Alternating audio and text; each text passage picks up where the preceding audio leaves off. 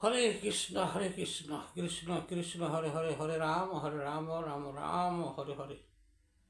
জয় গুরুদেবের জয়, জয় গুরুদেবের জয়, জয় গুরুদেবের জয়, জয় রাধারানীর জয়, জয় রাধা কৃষ্ণের জয়, জয় গৌর নিত্যাই সীতানাথের জয়, জয় কৃষ্ণ ভক্তের জয়। হরে কৃষ্ণ। আজ আমি যে আলোচনা নিয়ে আসছি তা হল রাধারানীকে মা বলে ডাকে না কেন?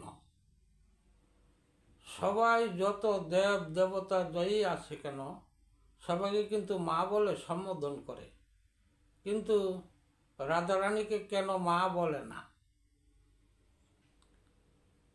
এর কারণ হইল ঈশ্বর সৃষ্টি হইতে শুরু করি, ঈশ্বরের সৃষ্টির ইচ্ছায় মনের আনন্দে দুই রূপ ধারণ করেন। সেই ঈশ্বর দুইটা রূপ ধারণ করেন, এক দ্বার রমণী, বাম দিকের দ্বার এক দ্বার রমণী, আবার বাম দিকের রাধা, অন্যদিকে ডান দিকে পুরুষ রতন।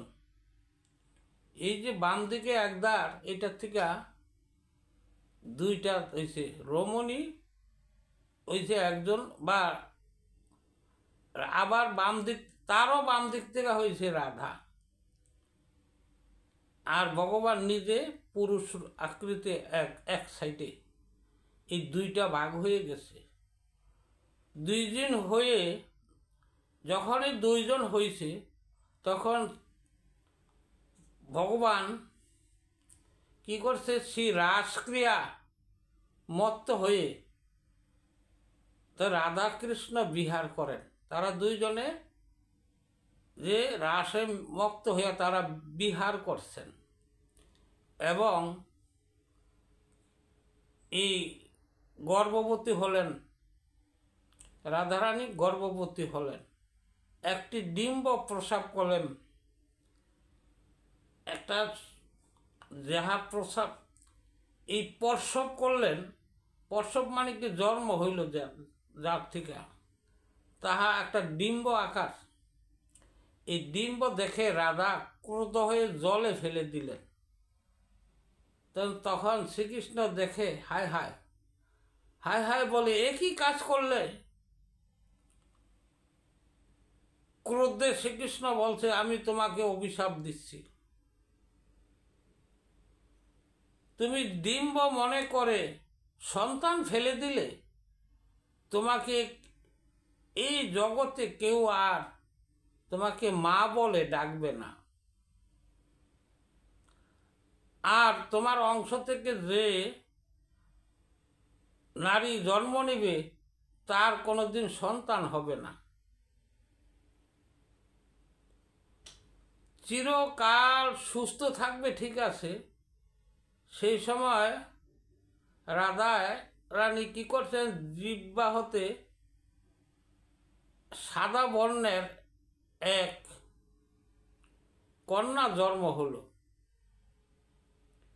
এই সাদা পোশাক পুস্তক খাতে তার কাপড়ও সাদা এবং সম্পূর্ণ সে সাদা বর্ণের, আবার হাতে পুস্তক, এত সুন্দর রূপ। তারপর এই দুই ভাগ হলো। ওই যে পুস্তক হাতে যে জন্ম নিল সে দুইটা ভাগ হইল, বাম অংশে কমলা আর ডান দিকে রাধিকা। এই দুইটা ভাগ হইল, পৃথক হইল। এখন তা দেখে কৃষ্ণ দুই ভাগ হইল, ডাইনে কৃষ্ণ ভুবনমোহন রূপ, আর বামে চতুর্ভুজ দেবনারায়ণ। কারণ ওইখানে যখন দুইটা নারী হলো, এই তখন কৃষ্ণ কি করছে, তা সেও দুইটা ভাগ হয়েছে। ডান দিকে কৃষ্ণ, আবার বাম দিকে নারায়ণ চতুর্ভুজ হইলেন। এবং এই সরস্বতীরে বললেন কমলা বা লক্ষ্মী সহ নারায়ণের স্ত্রী হয়ে থাকো। কৃষ্ণ আদেশ দিলেন কাকে? যে দুইজন হয়েছে সরস্বতী এবং লক্ষ্মী, এই দুইজনকে বলল তোমরা এই নারায়ণের স্ত্রী হয়ে থাকো। এই দুই নারী পেয়ে নারায়ণ বৈকুণ্ঠে চলে গেলেন। আর রাধা কৃষ্ণ যখনই মিলন হলো তখন সবাই হরি হরি হরি হরি বলতে লাগলো। এই রাধা কৃষ্ণের মিলন। আর আমরা যে রাধা অষ্টমী এই যে করতেছি, রাধা অষ্টমী যে আমরা যে পালন করি, তা রাধা সম্বন্ধে আর একটু বলতে হয়।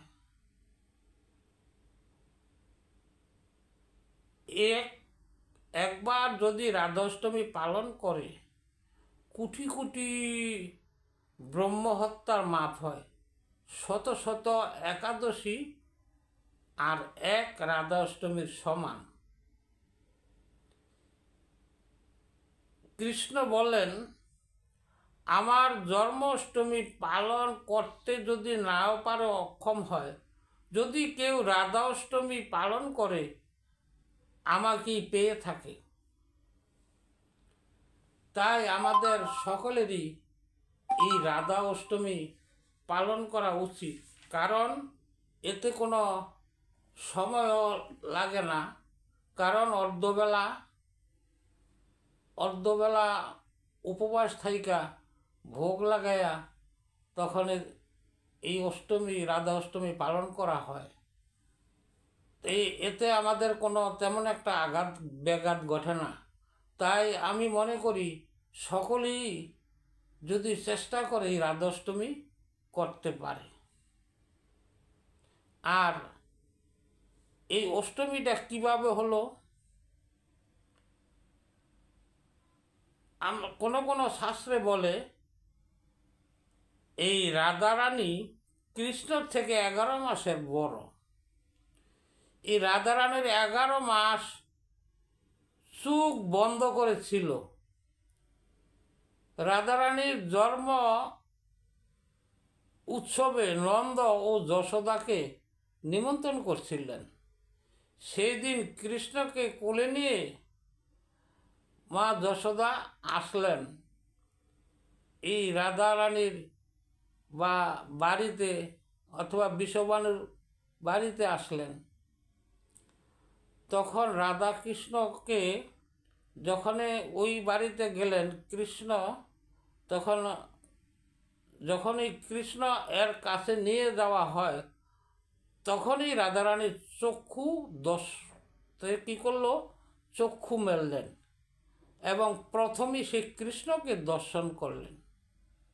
এতদিন যেতে চক্ষু বুঝেছিল, তার কারণ সে এই চক্ষু দিয়ে সে প্রথমেই ভগবান শ্রীকৃষ্ণের দর্শন পাবে, এই অপেক্ষায় সে চক্ষু বন্ধ করেছিল। আসলে আমরা যখনই এই রাধারানীর জন্ম হয়েছে তখন সবাই মনে করত যে অন্ধ, আসলে কিন্তু অন্ধ না। তাই মনের বাসনা পৃথিবীতে কৃষ্ণ রূপ প্রথম সে দর্শন করবেন। ওই দিন যে চোখ মেললেন সেই তিথি অনুসারে রাধা অষ্টমী পালন করা হয়। আসলে ওই জন্ম তিথি আমরা যা বলি রাধারানীর জন্ম হয়েছে, আসলে তা না। যেদিন রাধারানী চক্ষু মেলেছিলেন, তার এই চক্ষু মেলাতে সেই অষ্টমী তিথিতে সে চক্ষু মেলেছিলেন, সেদিন হইতেই তার আমরা এই জন্মাষ্টমী পালন করা হয়, আমরা করে থাকি। এই হলো